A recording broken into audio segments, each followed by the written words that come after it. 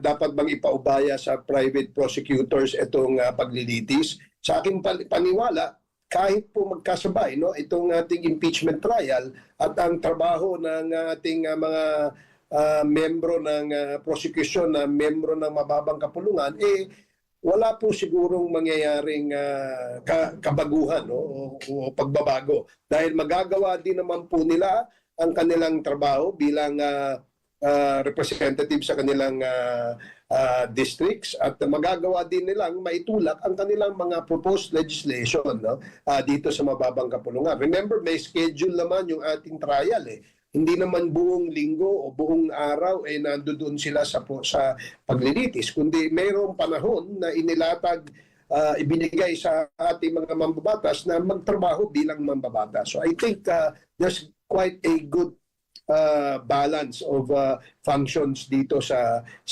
ating mga membro ng mababang kapulungan.